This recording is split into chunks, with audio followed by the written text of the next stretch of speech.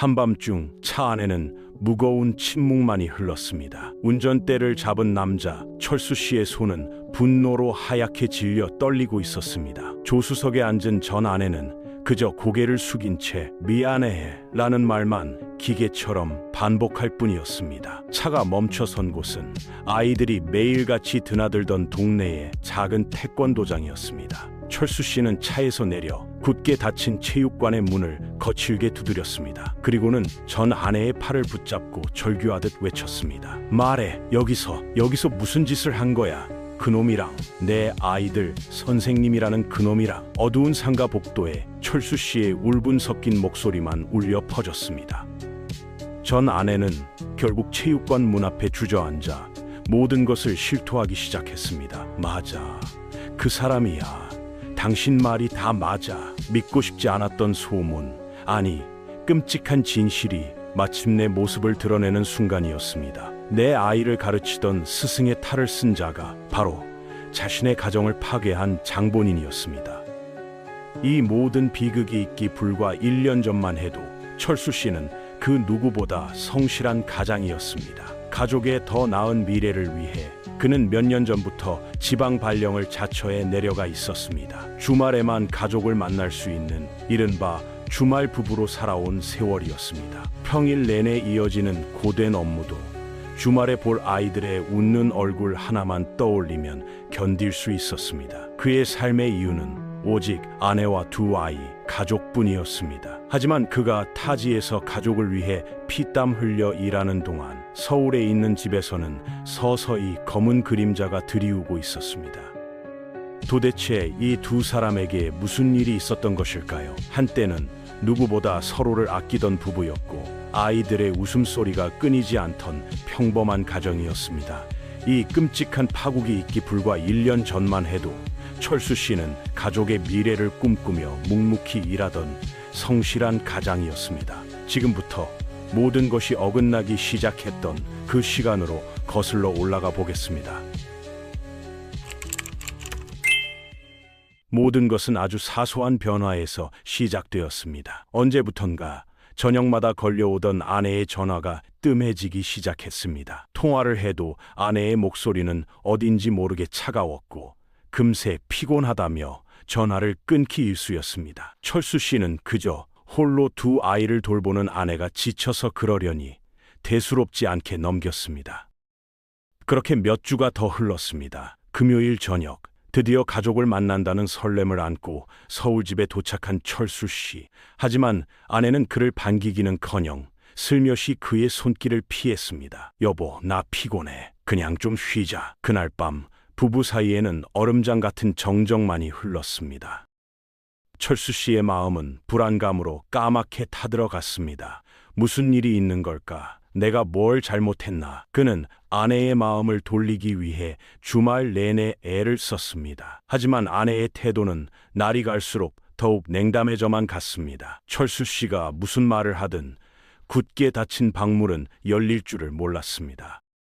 그리고 운명의 날이 밝았습니다. 다시 근무지로 내려가야 하는 일요일 저녁이었습니다. 아내는 짐을 챙기는 철수 씨의 등 뒤로 비수 같은 한마디를 내뱉었습니다. 여보, 우리 그냥 그만하자. 철수 씨는 순간 자신의 귀를 의심했습니다. 뭐? 방금 뭐라고 했어? 아내는 차갑게 식은 눈으로 철수 씨를 돌아보며 말했습니다. 당신이랑 사는 거 이제 숨 막혀. 지옥 같다고. 나도 내 인생 찾고 싶어. 철수 씨는 그 자리에 얼어붙었습니다. 갑자기 그게 무슨 소리야? 우리가 왜? 그는 아내의 손을 붙잡고 애원했지만 아내는 매몰차게 그 손을 뿌리쳤습니다. 재산 같은 거 다 필요 없어. 아이들도 당신이 키워. 난 그냥 이 집에서 나가고 싶어. 제발 이혼만 해줘. 아내의 입에서는 도저히 믿을 수 없는 말들이 쏟아져 나왔습니다. 아이들까지 버리겠다는 아내의 모습에 철수 씨는 하늘이 무너지는 듯했습니다. 그는 밤새 아내를 붙잡고 설득하고 또 매달려 보았습니다. 내가 잘못한 게 있으면 말해. 내가 다 고칠게. 제발 아이들 생각해서라도. 하지만 아내의 마음은 이미 돌이킬 수 없을 만큼 멀리 떠나 있었습니다. 그녀에게는 더 이상 남편도 자식도 없는 듯 보였습니다. 결국 철수 씨는 모든 것을 포기하는 심정으로 아내의 요구를 받아들일 수밖에 없었습니다. 평생을 바쳐 이룬 모든 재산도, 심지어 목숨보다 소중한 두 아이의 양육권도 모두 철수 씨가 가져가는 조건이었습니다. 아내는 그렇게 아무런 미련도 없다는 듯 짐 하나만 챙겨 훌훌 떠나버렸습니다. 그렇게 한 가정이 너무나도 허무하게 깨져버렸습니다. 철수 씨는 텅 빈 집에서 두 아이를 끌어안고 도대체 어디서부터 잘못된 걸까라며 무너졌습니다. 그는 자신의 지난 세월을 탓하고 또 탓했습니다. 아내의 외로움을 미처 헤아리지 못한 자신을 원망했습니다. 그는 아직 상상조차 하지 못하고 있었습니다. 이 모든 일의 배후에 자신이 그토록 믿었던 선생이라는 자가 있었다는 사실을 말입니다. 철수 씨는 그저 엄마가 잠시 멀리 일하러 갔다고 아이들에게 둘러대며 낯선 싱글데디로서의 삶을 힘겹게 시작해야 했습니다. 슬퍼할 겨를조차 없었습니다. 아침마다 아이들의 밥을 챙기고 서툰 솜씨로 머리를 묶어주며 유치원에 보내는 것이 그의 새로운 일상이 되었습니다. 회사 일과 육아를 병행하는 것은 그야말로 전쟁 같았지만 아이들의 해맑은 얼굴을 보며 하루하루를 버텨냈습니다. 엄마의 빈자리는 생각보다 컸습니다. 밤마다 엄마를 찾으며 우는 아이들을 달래 재우며 철수 씨는 홀로 수백 번, 수천 번 눈물을 삼켰습니다. 그는 이 모든 것이 자신의 부족함 때문이라고만 생각했습니다. 아내가 왜 그토록 매몰차게 돌아섰는지 그 진짜 이유는 꿈에도 모른 채 말입니다.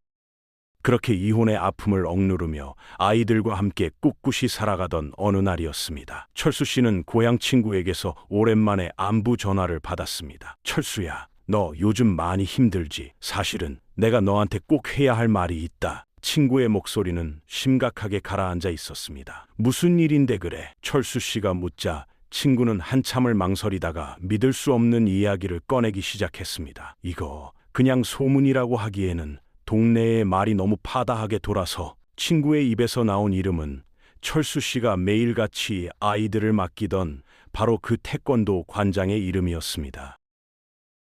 철수 씨의 머릿속에 박 관장의 얼굴이 떠올랐습니다. 그는 아내보다 6살이나 어린 서글서글한 인상의 젊은 관장이었습니다. 주말마다 아이들을 데리러 갈 때면 90도로 허리를 숙이며 아버님 오셨습니까? 하고 깍듯이 인사하던 모습이 선했습니다. 그런 그가 내 아내와 말도 안 된다고 생각했습니다. 아닐 거야. 그럴 리가 없어. 사람들이 뭔가를 오해한 거겠지. 철수 씨는 애써 친구의 말을 부정했습니다. 하지만 마음 한구석에서 스멀스멀 피어오르는 의심은 걷잡을 수 없이 커져만 갔습니다. 아내가 이혼을 요구하던 그날 그토록 차갑고 매몰찼던 이유가 혹시. 그는 떨리는 손으로 곧장 전처에게 전화를 걸었습니다. 당신 혹시 박 관장이라고 알아? 수화기 너머의 전처는 순간 당황한 듯 했지만 이내 무슨 소리야? 뜬금없이 라며 퉁명스럽게 대답했습니다. 철수 씨는 더 이상 참을 수 없었습니다. 지금 어디야? 당장 만나. 분노가 머리끝까지 치민 철수 씨는 곧장 전처가 머물고 있는 곳으로 차를 몰았습니다. 아무 말 없이 전처를 차에 태운 그는 집이 아닌 다른 곳으로 향했습니다. 바로 아이들이 다니던 문제의 그 태권도장이었습니다. 그곳에 도착해서야 그는 서두에 말씀드렸던 것처럼 절규하며 진실을 요구했던 것입니다. 그리고 전처의 입에서 나온 대답은 철수 씨의 마지막 남은 희망마저 산산조각 냈습니다. 미안해. 사실이야. 그 사람 만났어. 모든 것이 무너져 내렸습니다. 자신이 타지에서 가족을 위해 밤낮 없이 일하는 동안 아내는 가장 믿었던 선생님의 품에 안겨 있었던 것입니다. 사건의 전말은 이랬습니다. 철수 씨가 지방에 내려가고 아내가 홀로 아이들을 돌보던 어느 날 박 관장이 아내에게 사적인 연락을 해오기 시작했습니다. 누나, 혹시 태권도 사업 관련해서 잘 아는 거 있어요? 조언 좀 구하고 싶은데. 처음에는 이렇게 사업 상담을 핑계로 접근했습니다. 아이들 교육 문제로 몇 번 안면을 텄던 터라 아내도 큰 의심 없이 그를 만났다고 합니다. 박 관장은 교묘하게 아내의 경계심을 풀었습니다. 누나는 꼭 내 이상형 같아요. 우리 그냥 친한 누나 동생으로 지내면 안 돼요. 라며 넉살 좋게 다가왔습니다. 그리고는 집요하게 만남을 요구했습니다. 오늘 저녁에 술 한잔 어때요? 그냥 편하게 이야기나 해요. 아내가 망설이자 그는 주말 부부로 지내는 아내의 외로운 마음을 정확히 파고들었습니다. 남편분도 안 계신데 저녁에 잠깐 만나는 게 뭐 어때서요? 결국 두 사람은 넘지 말아야 할 선을 넘고야 말았습니다. 박 관장은 심지어 이런 말까지 속삭였다고 합니다. 주말 부부니까 오히려 평일 저녁에 만나는 게 더 스릴 있지 않겠어요? 애들 다 자고 있을 테니까. 이 말은 철수 씨의 가슴에 평생 지워지지 않을 낙인처럼 박혔습니다. 더욱 기가 막히고 피가 거꾸로 솟는 사실은 그들이 만남을 가져온 장소였습니다. 그것은 다른 어느 곳도 아닌 바로 철수 씨의 두 아이가 매일 땀 흘리며 운동하던 그 신성한 태권도장이었습니다. 박 관장은 바로 그곳으로 아내를 불러냈습니다. 전처는 평일 밤 아이들을 집에 모두 재워놓고 몰래 집을 빠져나와 그 체육관으로 향했습니다. 엄마도 없이 아이들끼리 잠들어 있는 바로 그 시각, 두 사람은 그 신성한 배움의 공간에서 감히 입에 담을 수도 없는 추악한 짓을 벌여왔던 것입니다. 철수 씨는 이 모든 사실을 알고 그 자리에 주저앉았습니다. 단순한 배신감이 아니었습니다. 이것은 완벽한 기만이었습니다. 선생님이라는 가면을 쓰고 자신의 아이들을 볼모로 삼아 아내에게 접근한 그놈을 철수 씨는 도저히 용서할 수 없었습니다.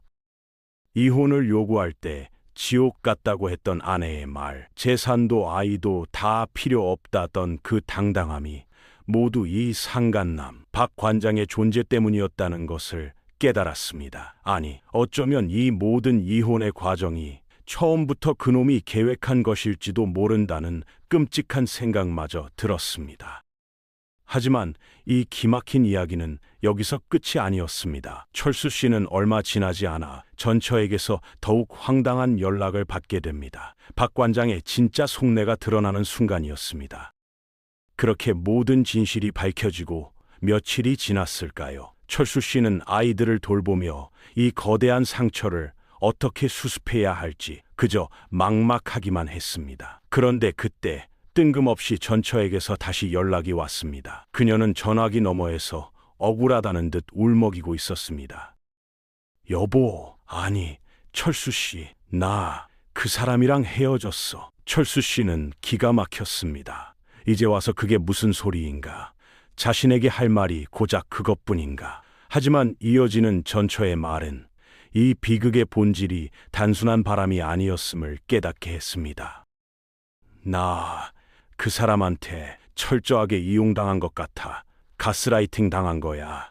전처는 박 관장이 얼마나 이기적이고 나쁜 사람이었는지 철수 씨에게 하소연하기 시작했습니다. 자신과 만나는 동안 단 한 번도 밥 한 끼, 술 한 잔 제대로 산 적이 없다는 것이었습니다.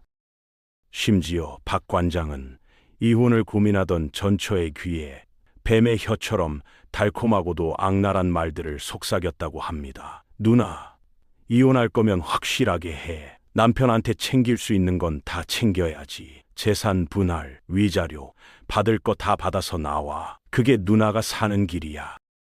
그 말을 듣는 순간 철수 씨는 머릿속에 모든 조각이 맞춰지는 것을 느꼈습니다. 그렇습니다. 그 파렴치한 박 관장은 철수 씨의 아내를 사랑했던 것이 아니었습니다. 그는 처음부터 철수 씨 부부가 이혼할 경우 아내가 받게 될 재산 분할과 위자료, 바로 그 돈을 노리고 의도적으로 접근했던 것입니다. 그는 6살이나 많은 아이 둘 딸린 유부녀를 유혹했습니다. 그리고는 그녀를 조종해 가정을 파탄내고 그 대가로 챙길 돈을 가로챌 속셈이었던 겁니다. 하지만 그의 계획은 예상치 못한 곳에서 틀어지고 말았습니다. 바로 전처가 재산도 아이도 다 필요 없으니 이혼만 해달라고 나왔기 때문입니다. 어쩌면 전처는 박 관장과의 새 출발에 눈이 멀어 모든 것을 포기했던 것일지도 모릅니다. 하지만 철수 씨가 모든 재산과 양육권을 가져가는 조건으로 이혼이 성립되자 상황은 달라졌습니다. 전처가 빈손으로 쫓겨나다시피 이혼을 당하자 박 관장의 태도는 180도 돌변했습니다. 그토록 달콤하게 속삭이던 사랑의 말들은 온데간데 없이 사라졌습니다. 돈 나올 구멍이 없어지자 그는 가차 없이 전처를 버린 것입니다. 이용만 당한 것 같다는 전처의 울부짖음은 바로 그 때문이었습니다. 철수 씨는 전처에 대한 연민조차 느껴지지 않았습니다. 그저 이 모든 것을 계획한 박 관장에 대한 참을 수 없는 분노와 혐오감만이 치밀어 올랐습니다. 이것은 단순한 불륜이 아니었습니다. 한 가정을 먹잇감으로 삼은 계획적이고 악랄한 범죄나 다름없었습니다. 그는 두 아이의 잠든 얼굴을 물끄러미 바라보았습니다. 저 천진난만한 아이들이 관장님, 사범님 하며 따랐던 자가 실은 자신들의 가정을 송두리째 파괴하려 했던 하이에나였다는 사실을 이 아이들이 알게 된다면 얼마나 큰 상처를 받을까요?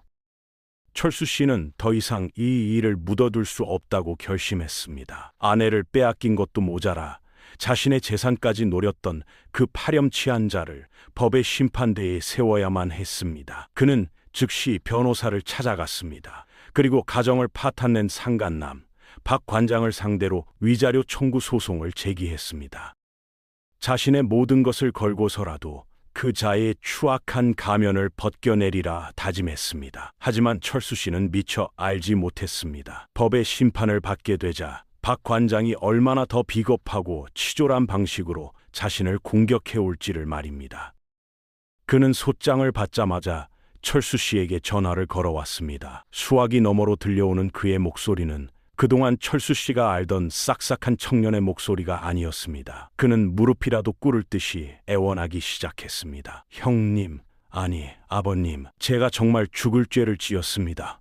철수 씨는 그 가증스러운 목소리에 대꾸조차 하지 않았습니다. 법대로 합시다. 그리고 전화를 끊어버렸습니다. 용서를 구하는 그의 목소리에는 단 한치의 진심도 느껴지지 않았기 때문입니다. 용서가 통하지 않자 박 관장은 순식간에 본색을 드러냈습니다. 며칠 뒤 철수 씨가 살고 있는 동네 구청의 민원 게시판, 즉 누구나 볼 수 있는 그 공개적인 곳에 철수 씨를 음해하는 익명의 글이 하나 올라왔습니다. 그 글의 내용은 그야말로 적반하장이었습니다.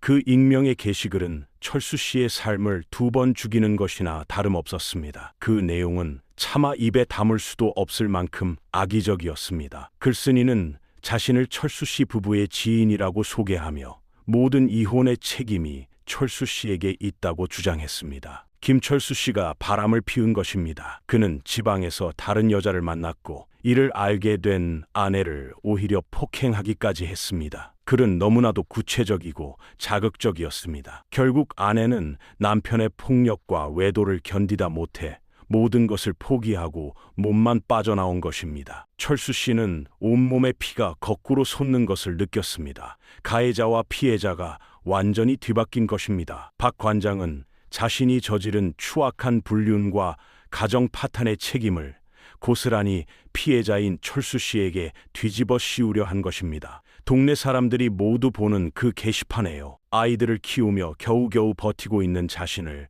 파렴치한 폭력 남편이자 바람둥이로 몰아세운 것입니다. 이대로 두었다가는 아이들에게까지 너희 아빠가 엄마를 때려서 이혼했다는 끔찍한 낙인이 찍힐 판이었습니다. 철수 씨는 더 이상 이성을 유지할 수 없었습니다. 그는 당장 박 관장에게 전화를 걸어 불같이 소리쳤습니다. 당신 지금 제정신이야. 구청 게시판에 글 올린 거 당신이지. 그러자 수화기 너머의 박 관장은 언제 울며 애원했냐는 듯이 뻔뻔하게 오리발을 내밀었습니다. 무슨 소리십니까? 저는 모르는 일입니다. 제 이름으로 올린 것도 아닌데요. 철수 씨는 이자가 인간으로서 얼마나 바닥까지 떨어질 수 있는지 그 민낯을 똑똑히 확인했습니다. 자신의 잘못을 반성하기는커녕 그것이 들통날까 두려워 거짓말을 일삼고 그것이 통하지 않자 술에 취해 실수했다며 비굴하게 용서를 구하는 모습. 제가 어제 술을 너무 많이 마셔서 홧김에 정말 실수한 것 같습니다. 죄송합니다. 정말 죄송합니다. 글은 당장 내리겠습니다. 1분도 안 되는 사이에 모른다던 사람이 실수했다며 비굴하게 사과를 하는 꼴이었습니다. 그러자 불과 몇 초 전까지만 해도 모르는 일이라며 발뺌하던 박 관장의 목소리가 갑자기 당황하며 꼬리를 내리기 시작했습니다. 아버님, 그게 잠시만요. 그게 사실은 그는 횡설수설하며 변명을 늘어놓기 시작했습니다. 그의 태연한 목소리에 철수 씨는 실소마저 터져 나왔습니다. 이보쇼, 박 관장. 당신 말고 이런 짓을 할 사람이 누가 있어? 내가 지금 당장 명예훼손으로 경찰서에 정식 고소할 테니 그렇게 알고 있어. 법대로 하겠다는 철수 씨의 단호한 외침이었습니다. 자신의 아이들을 가르쳤던 선생님이라는 자가 바로 이런 파렴치하고 비겁한 인간이었다는 사실에 철수 씨는 참을 수 없는 모멸감을 느꼈습니다. 그는 더 이상 대꾸할 가치도 없다고 판단했습니다. 필요 없고 법정에서 봅시다. 그는 차갑게 전화를 끊어버렸습니다. 이 일로 철수 씨의 결심은 더욱 확고해졌습니다. 저런 인간에게는 단 1%의 자비도 용서도 베풀어서는 안 된다고 말입니다. 그는 소송에 더욱 박차를 가했습니다. 자신의 명예를 훼손하려 한 그 괘씸한 죄까지 반드시 법의 심판을 받게 하리라 다짐했습니다.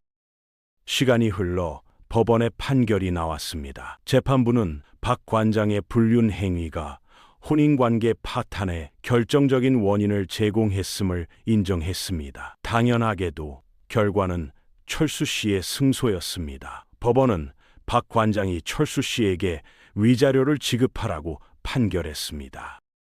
하지만 이 승리는 철수 씨에게 그 어떤 기쁨도 가져다 주지 못했습니다. 돈 몇 푼을 받는다고 해서 무너져버린 가정이 돌아오는 것도 아니었습니다. 아이들이 입은 마음의 상처가 치유되는 것도 아니었고 자신이 잃어버린 시간과 명예가 회복되는 것도 아니었습니다. 오히려 철수 씨의 마음은 더욱 무거워졌습니다. 법의 처벌이란 것이 고작 이것뿐인가? 한 가정을 풍비박산내고 아이들의 스승이라는 이름에 먹칠을 한 데다 심지어 피해자를 음해하려 했던 자에게 내려진 벌이 고작 돈 몇 푼으로 끝이란 말인가?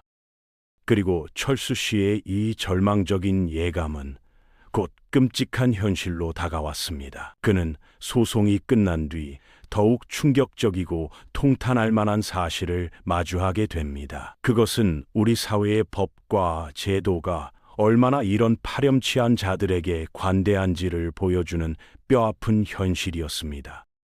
법정 싸움은 끝났지만 철수 씨의 진짜 싸움은 이제부터 시작이었습니다. 그는 승소 판결문 한 장을 손에 쥐었지만 가슴에는 천근만근 무거운 돌덩이만 남았습니다. 그가 정말로 원했던 것은 돈이 아니라 그 파렴치한 자가 응당한 처벌을 받는 것이었기 때문입니다. 그런데 철수 씨는 자신의 눈과 귀를 의심할 수밖에 없는 끔찍한 소식을 접하게 됩니다. 그토록 악랄한 짓을 저지른 박 관장이 아무 일도 없었다는 듯이 여전히 그 자리에서 태권도장을 버젓이 운영하고 있다는 사실이었습니다.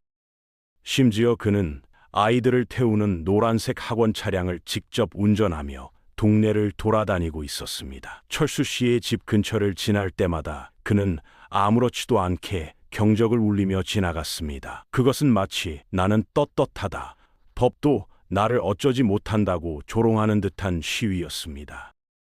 철수 씨는 당장 구청과 교육청 등 그가 알아볼 수 있는 모든 곳에 민원을 제기했습니다. 저런 파렴치한 자가 어떻게 아이들을 가르칠 수 있느냐? 당장 저 체육관의 허가를 취소해달라. 그는 피를 토하는 심정으로 호소했습니다.